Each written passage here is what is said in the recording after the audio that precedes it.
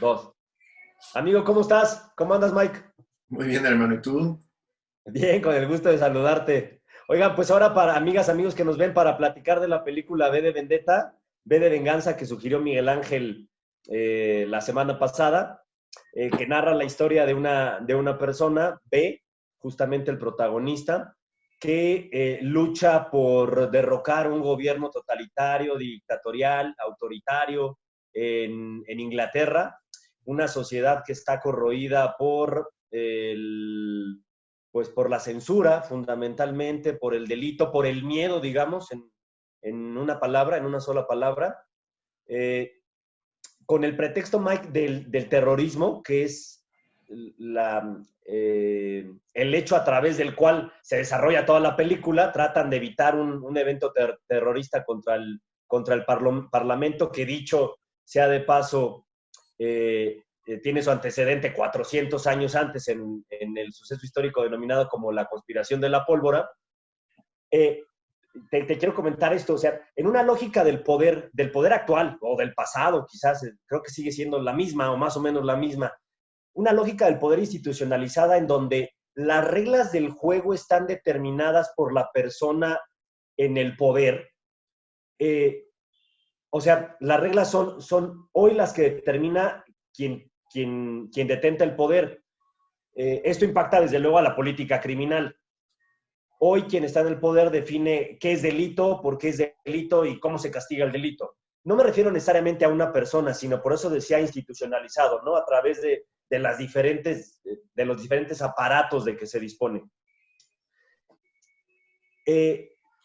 Si entramos en esa lógica del poder, la política criminal actual considera el terrorismo internacional también como un delito en el que los medios comisivos son preponderantes. Me interesa saber cómo llegas a cometerlo con armas explosivas, con armas nucleares, con armas biológicas.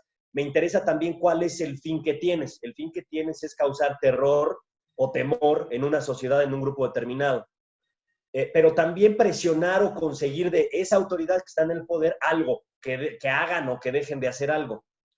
Desde una óptica legal, jurídica, quizás podríamos pensar muy cuadrada o muy autosuficiente, pues el terrorismo estaríamos de acuerdo en que es un delito y que está bien que esté contemplado, tipificado como un delito.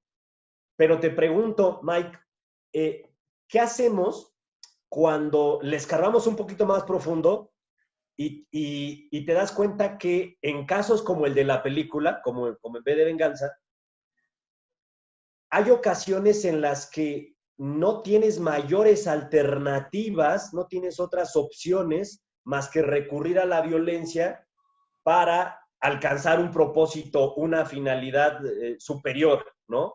De interés general, público, social.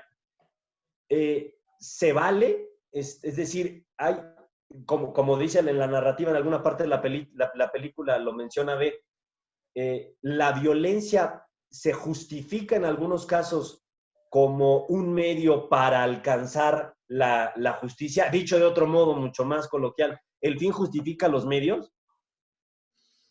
Yo creo que depende, ¿no, viejo? Depende de los propósitos y de los objetivos de cada quien. Eh, la película te muestra, sí, vamos, se puede caracterizar por violencia, pero ahí yo te diría que es el fenómeno que muestra, ¿no? O sea, cuando tú, vamos a hablarlo sin manejarlo con figuras específicas, ¿no? Pero cuando uno en dado momento genera, busca un objetivo a través de la violencia, ¿cuál va a ser el resultado? Por lógica. O sea, el resultado evidentemente va a ser violencia. Igual y no lo vas a registrar en el momento, pero tarde o temprano, vamos, se va a regresar de alguna forma, ¿no? Y eso lo puedes ver en la historia del mundo, ¿no? O sea, las guerras en dado momento han solucionado las cosas. La verdad es que no. O sea, pareciera temporalmente que eso ocurre, sin embargo, llega un momento en el que el mismo resultado de la guerra va sembrando nuevamente la semilla del odio y del resentimiento y acaba regresando nuevamente en un nuevo conflicto. Y así es un círculo sin fin.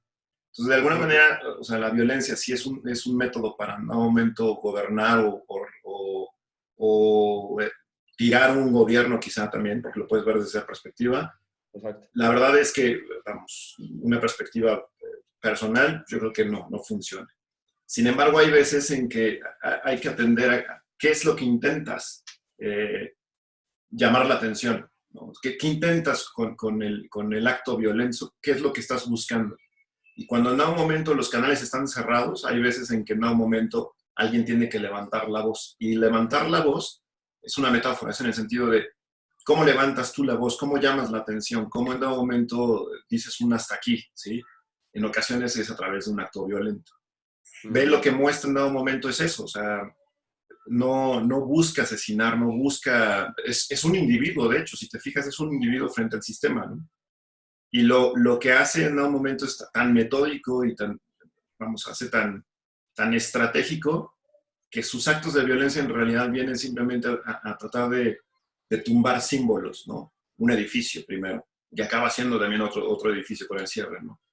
Al final sí, durante la película pareciera que hay enfrentamientos con más, pero es solamente, si te fijas, es cuando es necesario, es cuando en un momento él está en peligro, o cuando en un momento, si te fijas, es para él poder sobrevivir y llevar a cabo su objetivo. Al final de cuentas, así funcionamos, ¿no? El mundo generalmente vive en un estado de supervivencia, y en la supervivencia, ¿qué vas a hacer? O sea, o atacas, o te rindes, y te mueres, ¿no? Pero la supervivencia está muy vinculada con un concepto emocional que es el miedo. Tú lo acabas de decir hace ratito, ¿no? Un personaje en la historia, digo, seguramente les sonará, ¿no? Dicen que hay que gobernar a través del miedo, pero el miedo, al final de cuentas, lo que genera en el momento es más miedo. Y el miedo, al final, un animal con miedo, que se siente atacado, ¿qué te va a hacer? Que se siente amenazado, perdón, ¿qué va a hacer? Va a atacar. Atacar. Y nosotros, al final de cuentas, somos animales, ¿no? Entonces, de alguna manera, si me preguntas si es válido, pues no es que sea válido. Puede ser natural, sí, pero pues ahí es donde entra la razón, ¿no? La herramienta que nosotros tenemos y que de alguna manera igual a veces no sabemos usarla. Claro, porque para muchos, digamos, la violencia sería justamente el opuesto del derecho, ¿no? La negación del derecho, de las leyes.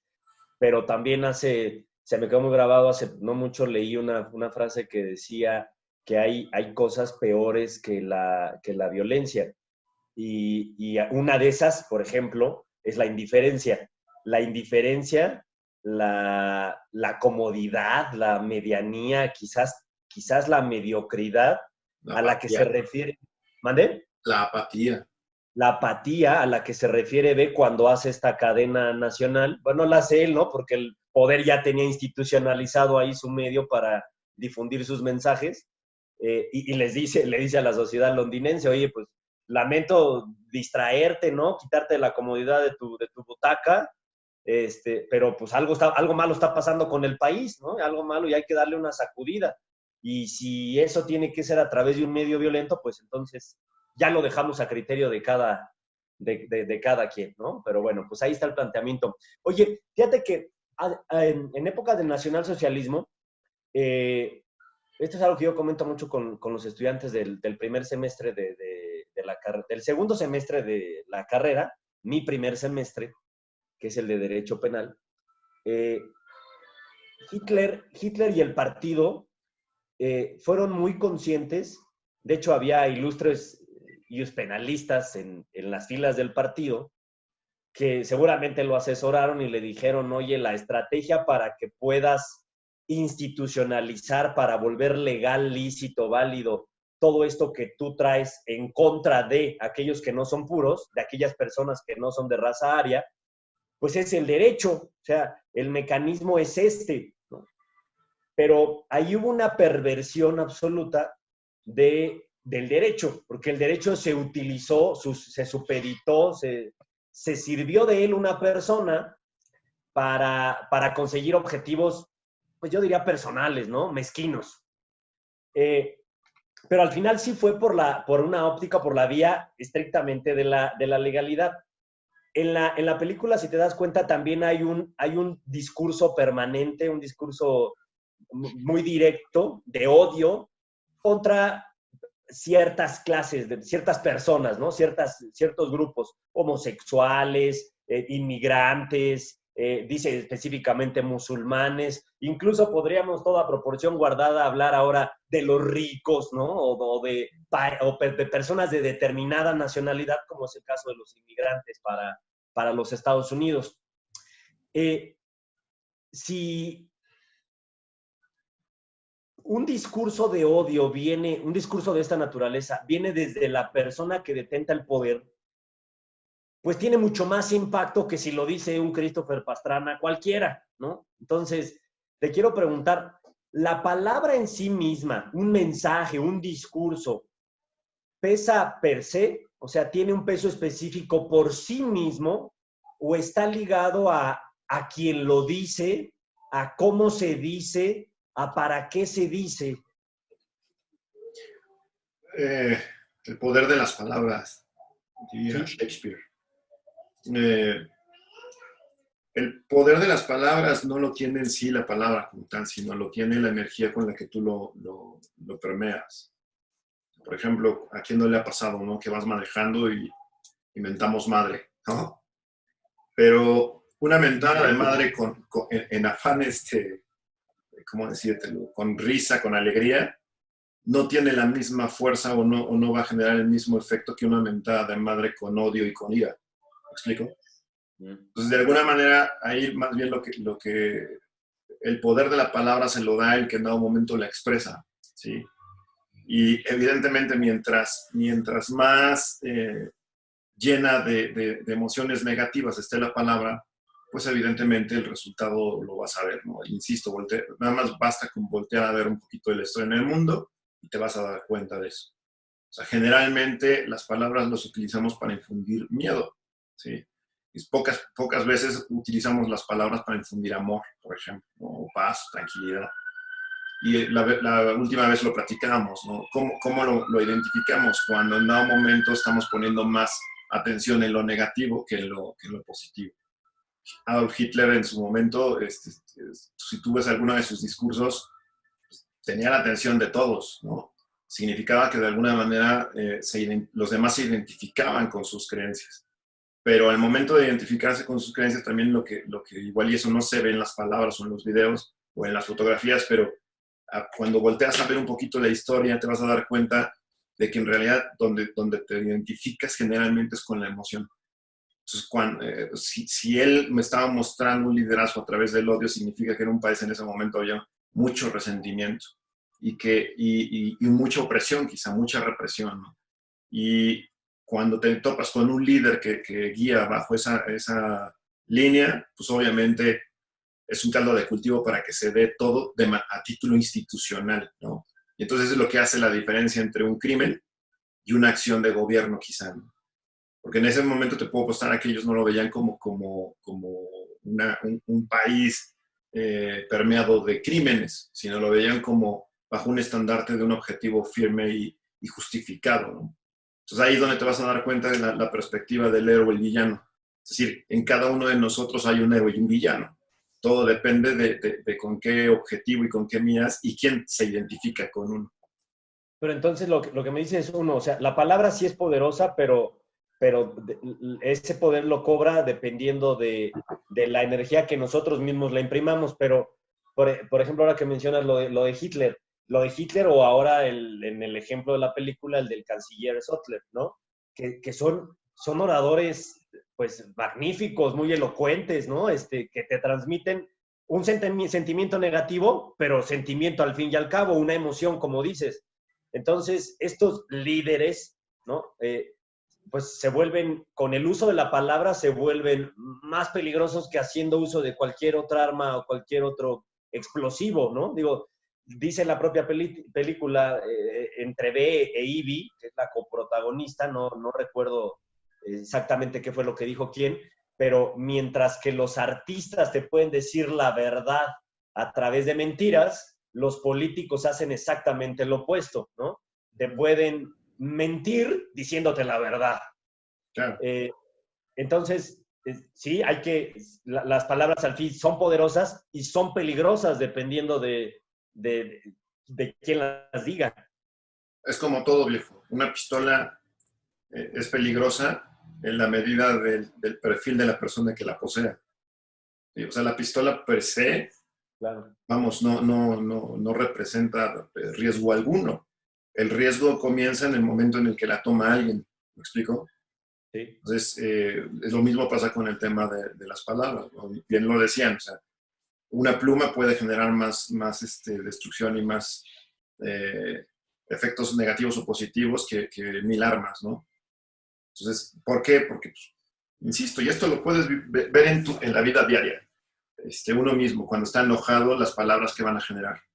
Y esas mismas palabras dichas en otras circunstancias, cuando estoy alegre, el efecto es totalmente diferente. Entonces, en realidad, si te fijas, el poder se lo da a uno. ¿Y quién se lo da? Pues el que las expresa o el que las escucha, porque eso también hay que considerarlo. O sea, no es que te engañen a través de las palabras, tú decides si te engañan o si decides cuestionar. Y esa es la otra parte de la película que está padre, ¿no? Porque el mensaje al final lo que te demuestra es que el poder lo tiene cada quien. Y cuando hablamos de una colectividad, bueno, es ahí donde quizás puedes hacer un cambio, pero para eso requiere que primero cada uno sea consciente del poder que tiene en sí. Y exacto, y ahí está la otra parte, justamente cuando hace la toma de las instalaciones de televisión, ve en el mensaje que lanza, dice que, pues, en pocas palabras, todos somos responsables de todo, ¿no? De la situación en la que nos encontramos.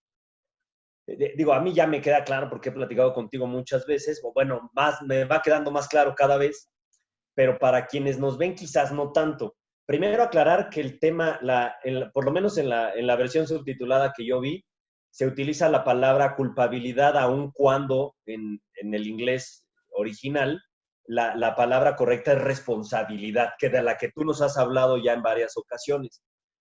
Pero ya lo hemos tratado, ya lo has dicho varias veces, pero te pediría otra vez a propósito de la película que nos dijeras, cómo es posible que hoy los mexicanos seamos responsables de lo bueno y lo malo que pasa en México? ¿Cómo es posible que los londinenses en aquel contexto sean responsables de que llegue un sujeto como el canciller Stotler al poder? O sea, desde la óptica normal de un individuo, de una persona común y corriente, que a lo mejor no nos sentimos con poder, ¿no? De inferir, de tener injerencia en decisiones macro. ¿Cómo es eso de la responsabilidad, Miguel Ángel? Tiene que ver insisto, yo sé que va a sonar increíble, pero tiene mucho que ver con el manejo de las emociones. O sea, desde niños, cuando en dado momento podemos hacer lo que se nos pegue la gana, somos responsables de nuestras emociones, las vivimos. Ser responsable implica vivir lo que en ese momento estés sintiendo, pero asumiendo la responsabilidad de las consecuencias, que eso es lo único que de niños no sabemos, ¿no? Eso es lo que de alguna manera nos lo va a regalar el tiempo y la maduración de nuestros órganos orgánicos, ¿no? Me refiero al cerebro, evidentemente. Sí. La responsabilidad en un momento lo que nos dice es que en lugar de estarnos quejando, ¿sí?, nos hagamos responsables y nos demos cuenta de que en nosotros radica lo que queramos lograr, ¿sí? En una sociedad en donde tú te encuentras que por lo general solamente estamos escuchando, y me refiero también desde medios de comunicación, en cuestiones de queja, de crítica, ¿sí?, de solamente señalamos, pero no nos detenemos a ver qué parte de la crítica, de la señalización y del juicio nos salpica también, ¿no? Que es exactamente la misma proporción de la crítica, pero es lo que no nos damos cuenta. Pues en ese sentido te vas a encontrar con sociedades en donde, como bien lo decías hace un momento, ¿no?, apatía, vamos, en la actualidad estamos tenemos una tendencia a exigir nuestros derechos, pero pocas veces hablamos de nuestras responsabilidades. Quiero ganar más, pero no estoy dispuesto a trabajar más. O quiero obtener mejores ganancias sin que en dado momento yo tenga que mejorar mis productos. Entonces, es una suma a final de cuentas, ¿no? Tenemos que hablar de derechos, sí, por supuesto, pero también tengo que ser consciente de mis responsabilidades. Y en esa medida, pues, crezco. O sea, es como voltear a ver que en el fondo lo que estamos viendo es simplemente que el mundo gira, pero la especie humana en muchas ocasiones, igual aunque físicamente vemos que estamos grandes, que somos adultos, mentalmente hay que cuestionarlo, ¿no? Ese es el detalle que a veces no nos permite avanzar. La responsabilidad implica eso, madurar, crecer, ¿sí? Hacerte responsable de tus propias emociones, porque siempre, todos los actos que tenemos, es una emoción la que lo mueve, ¿sí? La apatía, ¿qué es? Desgano. Cuando te sientes apático, ¿qué hacemos? Nos tumbamos, nos acostamos, nos sentamos, nos da flojera, ¿no? No tengo ganas de hacer nada, me siento aburrido, estoy desanimado. Pero cuando estás alegre, ¿qué haces? Pues el tiempo se te va y te metes más y disfrutas lo que estás haciendo. Cuando te sientes en paz, vamos, estás presto a lo que se presente, ¿sí? No te niegas a nada. Irónicamente, Entonces, perdón. insisto, es el manejo de las emociones, ¿no? Eso te requiere conocerlas. Y entonces cuando somos irresponsables, ¿qué pasa?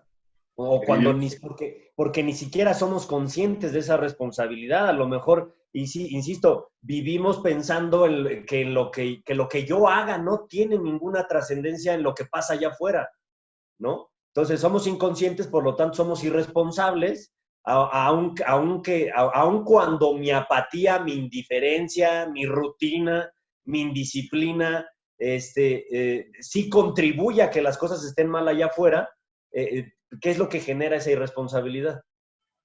Sí, o sea, a final de cuentas lo que en dado momento uno tendría que darse cuenta es que si tú quieres que las cosas se muevan, perdón, pues te mueves tú.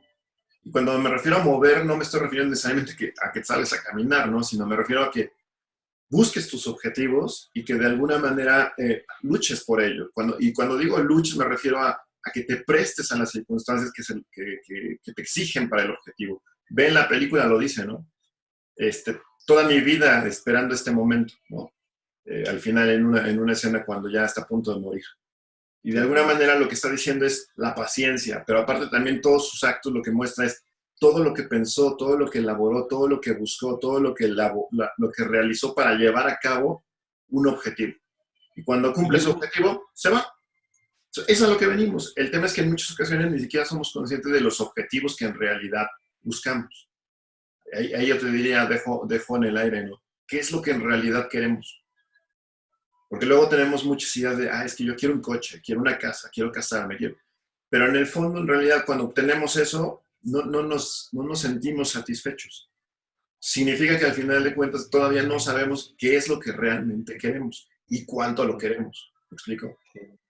Y eso, pues, desafortunadamente, solamente es el tiempo, la experiencia y la paciencia con uno mismo.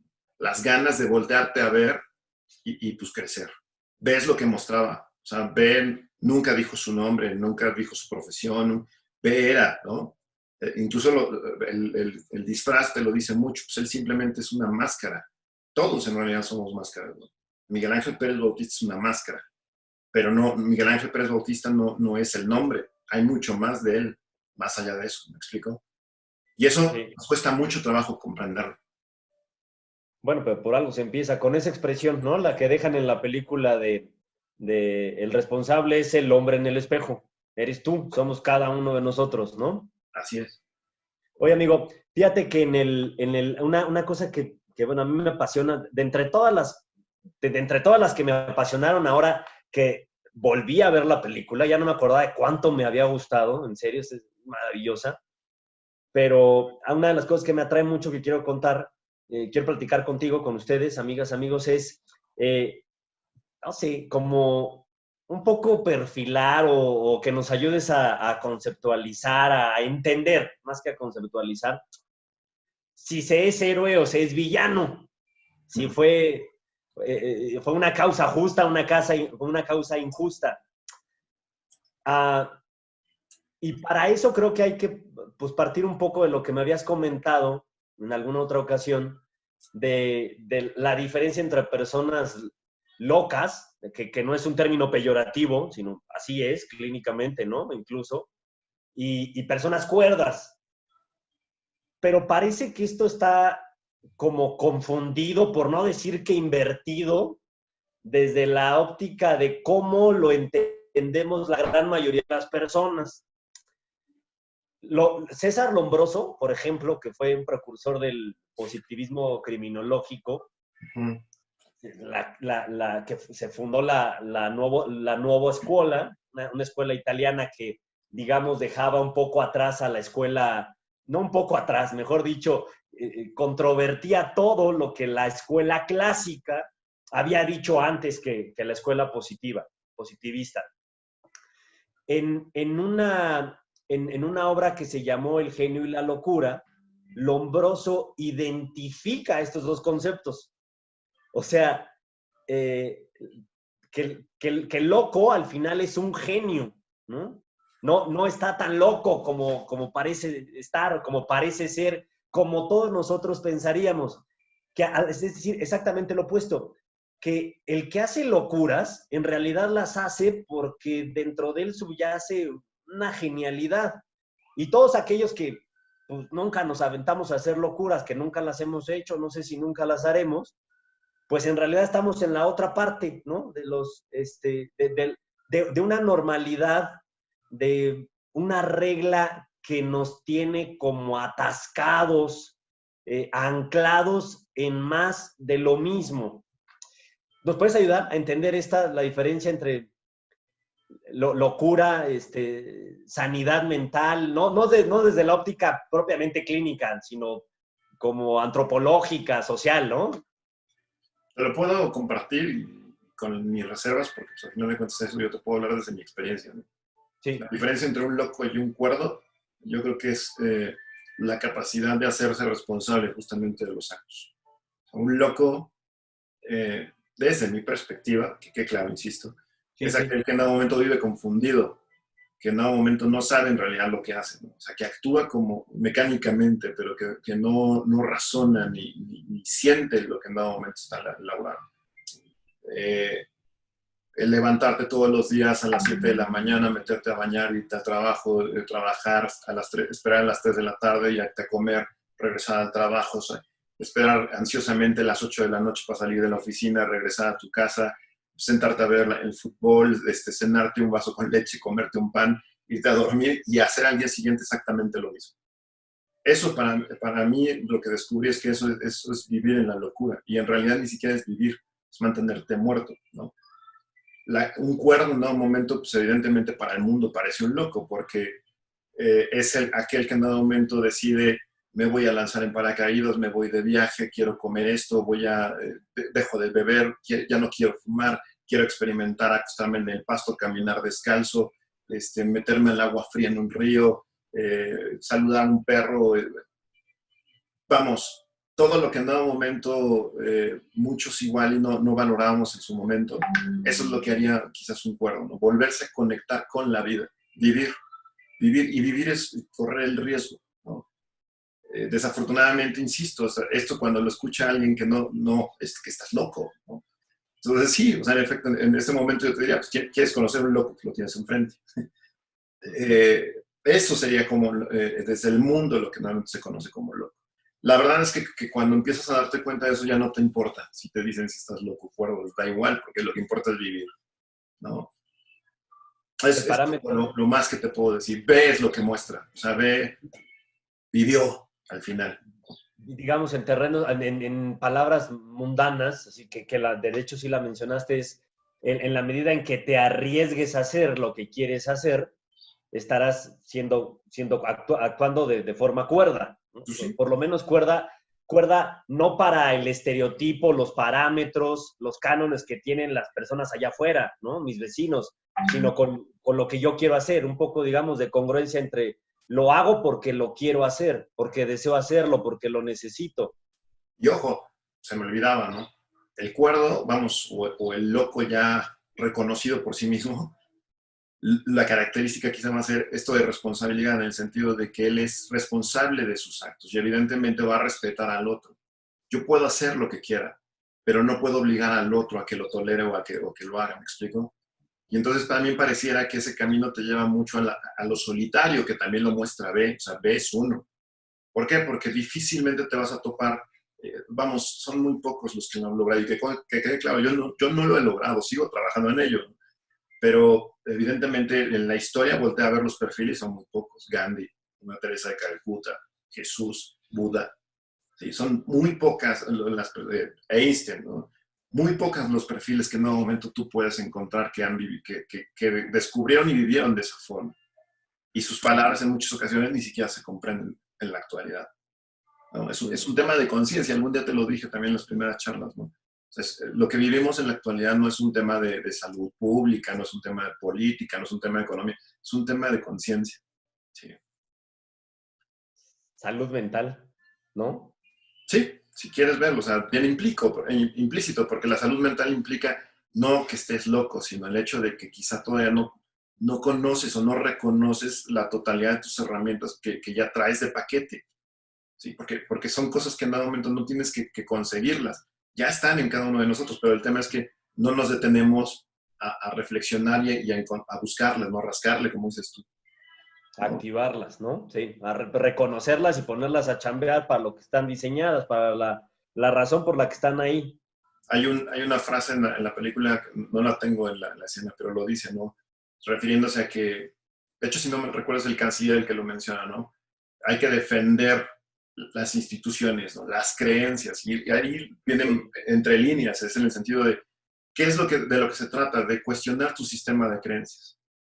Okay. Sanar, o sea, regresarte a la cordura es cuestionar tu sistema de creencias, renunciar a ellas y abrirte a todas las creencias que en un momento pueden haber, probar cada una de ellas. ¿Sí? Un ejemplo claro, ¿no? Si yo tengo la creencia, como en su momento la tenía, no me gusta el pescado, sanar, ¿qué implica? Cuestionarme, ¿en realidad no me gusta el pescado o simplemente me estoy aferrando al dicho de no me gusta y ni siquiera lo he probado? Entonces, sanar implica decir, ok, hoy voy a darme el chance y voy a probar el pescado. Lo pruebo y resulta que me fascina. Y al día siguiente igual y puedo decir, ya no quiero comer pescado, pero ya me abrí. ¿Me explico? Eso en un momento implica este cambio de sistema de creencias. Y si te fijas, va de lo mínimo a lo máximo, obviamente. Oye, amigo, para ir cerrando, con esta, creo que es entre los muchos mensajes, uno de los más relevantes en la película, que como bien dice, está plagada de metáforas. Esta cuestión de la simbología, de las ideas que trascienden a las personas, trascienden al género humano, o sea, como decías hace un rato, ve es, ¿no? Le pregunta muy al principio de la película, cuando la rescata de los delatores, le dice, ¿quién eres? Y él se ríe de lo irónico que es que a un tipo enmascarado le preguntes, ¿quién eres? ¿No? Y en el fondo, pues está el mensaje es claro en cuanto a que al hombre lo puedes matar, así inicia la película, desde la otra perspectiva de la mujer que queda desolada por la pérdida del hombre a quien ama, que es Guy Fawkes. Pero efectivamente, las ideas, los ideales, las aspiraciones, los deseos trascienden a las personas, ¿no? A esos no los puedes matar, no puedes desecharlos, perduran a través del tiempo. Esa es la razón por la cual coyunturalmente no conocemos la identidad de B. O sea, la verdadera razón es esa o es el incidente que sufre en el laboratorio y que lo deja, pues me imagino, desfigurado del cuerpo y del rostro. El mensaje de fondo, ¿cuál es? ¿Por qué no necesitamos conocer la identidad de B? ¿Por qué no necesitamos conocer su rostro? ¿Por qué él no contesta quién es? Porque creo que eso lo responde al final de la película, ¿no?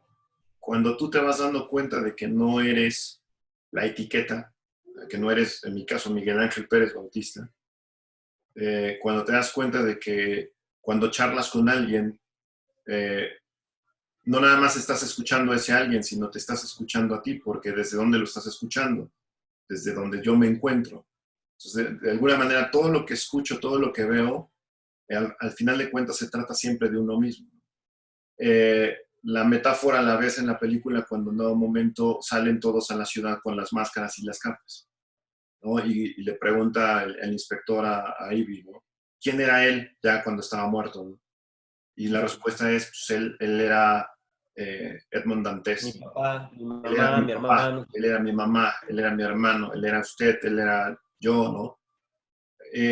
Somos conciencia, a final de cuentas. Pero insisto, y estas palabras también muchas veces no las captamos a la primera y es cuesta trabajo creerlo. Pero a final de cuentas, todo lo que hacemos siempre es desde la conciencia. Entonces, de alguna manera, lo que creo que trata de mostrar el personaje de Ivy, y en este caso las Wachowski, que son geniales para ese tipo de temas, o sea, son gente que me queda claro que comprenden lo que muy pocos logramos entender, es eso justamente, ¿no? Que todos somos más que un cuerpo, ¿no? No somos nada más un pedazo de carne. Lo que le da vida a ese pedazo de carne no lo vemos. Entonces hay veces en que quizá vale la pena cuestionarse de que, qué tan real es lo que vemos o percibimos físicamente o materialmente y qué tanto de realidad en realidad habrá más allá de eso, ¿no? Eso es, me da la impresión que es el mensaje que deja también la película. Sí, o sea, al final, digas, hipotéticamente hablando, que a mí me da exactamente a qué te dedicas, ¿no? O sea, yo quiero a Miguel Ángel porque está, ¿no? Como, no, si te llamaras Juan Pérez o te dedicaras a otra cosa, te querría porque estás, ¿no? Con independencia de cómo te llames, a qué te dedicas, qué hayas hecho en el pasado, qué vais a hacer en el futuro. Uh-huh. Así es. ¿Eh? Y te vas dando cuenta aquí que, digo, vamos a poner un ejemplo, ¿no? Un cuate que en su momento fue asesinado, ¿no? Y que en algún momento le tuvieron mucho miedo. Y resulta que pensaban que matándolo iban a acabar con su